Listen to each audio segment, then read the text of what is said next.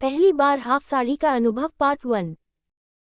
मुझे अभी भी वह दिन याद है जब मैं 3 साल की थी। तब मेरी माँ ने पहली बार मुझे साड़ी पहनाई थी और एक लोकगीत के लिए डांस मूव्स सिखाने की कोशिश की थी। वह पहली बार था जब मुझे क्रॉस ड्रेसिंग से परिचित कराया गया था। मुझे क्रॉस ड्रेसिंग के बहुत सारे अनुभव हुए और मैं वास्तव में उन महिलाओं का आभारी हूँ जिन्होंने इस यात्रा में मेरे दिल की गहराइयों से मेरा समर्थन किया। मैं आप सभी के साथ अपने अनुभवों को साझा करने की कोशिश करूंगा जैसा कि मैंने उस समय महसूस किया था, इसमें बहुत अधिक अतिरिक्त जोड़े बिना। हमारे समुदाय में हर किसी की अपनी एक अद्भुत यात्रा होगी और मैं भी ऐसा ही करता हूं। तो बिना ज्यादा झंझट के चलिए शुरू करते हैं। आप में से अधिकांश लोग मुझे कृष के रूप में और हमारे सीडी समुदाय में मेघना दीक्षित मैगी मेघा के रूप में जानते हैं। मैं स्वयं निम्नलिखित ब्लॉगों में खुद को मेघना के रूप में संदर्भित करने में सहज महसूस करता हूं क्योंकि यह उपयुक्त नाम है जिसके साथ आप में से अधिकांश लोग मुझे पहचान सकते हैं। हालांकि मेरे भाई बहन नहीं है, लेकिन मुझे इस समुदाय की कई खूबसूरत बहनों का आशीर्वाद मिला है जिन्होंने आज मेघना बनने के लिए मेरा पालन पोषण किया। गर्मी का मौसम था और मैं अपनी चचेरी बहनों के घर पर अपनी गर्मी की छुट्टियों का आनंद ले रहा था। उस समय दोपहर में मैं अपनी चचेरी बहनों पल्लवी और अर्पिता के साथ टीवी में एक फिल्म के गाने देख रहा था। पल्लवी मेरी उम्र की है और उसने स्नातक प्रथम वर्ष के तहत अपनी पढ़ाई पूरी की और अर्पिता अपनी 9वीं कक्षा की पढ़ाई कर रही है। हम तीनों टीवी का भरपूर आनंद ले रहे थे। मैं फर्श पर बैठ गया और मेरी चचेरी बहन पल्लवी मेरे बालों की मालिश कर रही थी, कांधों तक काफी लंबी, और जबकि मेरी छोटी चचेरी बहन अर्पिता एक कॉमिक बुक पढ़ रही है। मैं वास्तव में भाग्यशाली हूँ कि मेरे मातृपक्ष से बहुत सारे चचेरे भाई हैं और वे सभी मेरे साथ बहुत अच्छा व्यवहार करते थे क्योंकि मैं परिवार में सबसे छोटी बेटी की एकमात्र संतान हूँ। तो कहानी पर वापस आते हैं क्योंकि मैं और मेरी चचेरी बहन पल्लवी किशोरावस्था में हैं।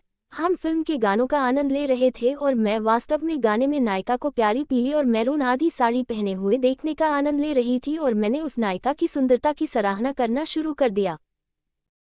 पोशाक और मैंने अपनी चचेरी बहन पल्लवी से कहा कि मुझे आधी साड़ी और ब्ला ब्ला ब्ला पहनने वाली लड़कियां पसंद हैं। पल्लवी ने मेरे उत्साह को देखा और अचानक उसने मुझे आधी साड़ी आजमाने का प्रस्ताव दिया।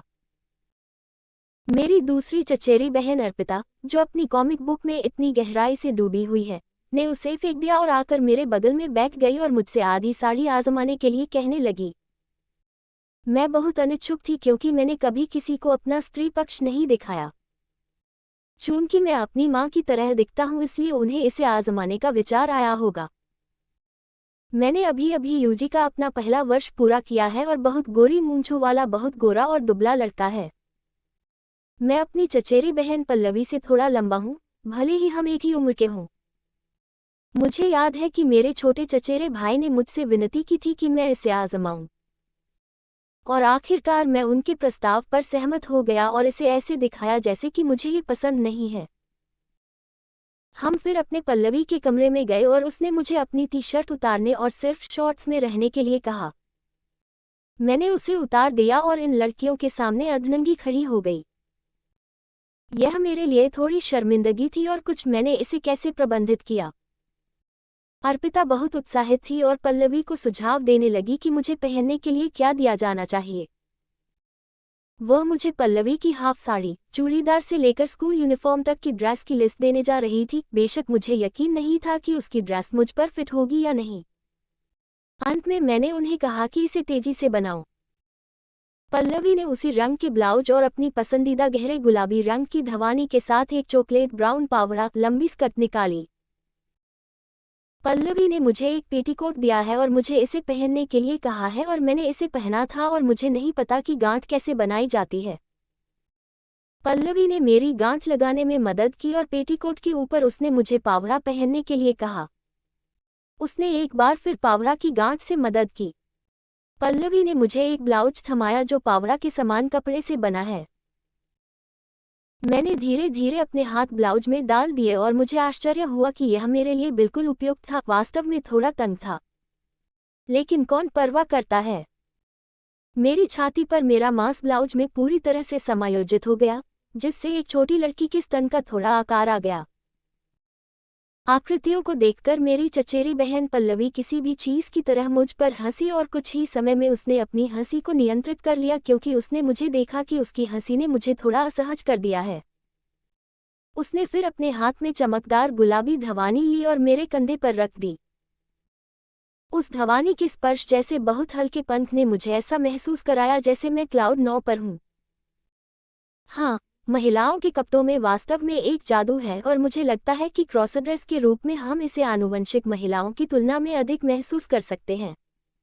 हो सकता है, मुझे नहीं पता, लेकिन मुझे ऐसा लगता है। पल्लवी ने धवानी के एक तरफ को मेरे कंधे पर रखते हुए धवानी के दूसरी तरफ को प्लीट किया और मुझसे नौसेना क्षेत्र में अपने पावड़ा में घुसने के लिए कहा और मैंने बिना किसी सवाल के उसका पीछा किया। उसने मेरे कंधों पर धवानी के चरणों को समायोजित किया और एक सुरक्षा पिन रखा ताकि यह सुनिश्चित हो सके कि धवानी का नरम कपड़ा मेरे कंधों से फिसल न जाए और मेरे स्तन का खुलापन दूसरों द्वारा सीधे देखा जा सके। दक्षिण भारत में विशेष रूप से मेरी पीढ़ी में मैंने कभी भी अपने किसी चचेरे भाई को भारी मेकअप पहने नहीं देखा है और इसलिए मेकअप प्रक्रिया के हिस्से के रूप में मेरे लिए भी यही लागू होता है। उसने एक साधारण गोरी और प्यारी क्रीम लगाई और उसके ऊपर तालाबों के टैल्कम पाउडर का एक हल्का कोट लगाया और मैं अपनी मूंछों से खुश नहीं थी।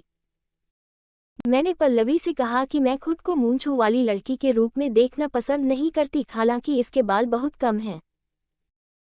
उन्होंने कहा कि कोई बात नहीं, ये दिखाई नहीं दे रहा है, तो मैंने कहा कि मैं एक पूर्णतावादी हूँ। अगर मुझे लड़कियों की पोशाक पहननी है तो मुझे एक जैसी दिखनी चाहिए और अपनी धवानी को हटाना शुरू कर दिया। पावनी ने मेरा हाथ पकड़ा और कहा ठीक है, अगर आप शेव करना चाहते हैं तो आप बेहतर लुक पाने के लिए शेव कर सकते हैं। फिर मैंने बिना कुछ सोचे समझे बाथरूम में पड़ा रेजर ले लिया जो मेरे चाचा का है और तुरंत अपनी मूंछें मुंडवा ली। मैंने बिना किसी कटौती के वास्तव में अच्छा प्रदर्शन किया।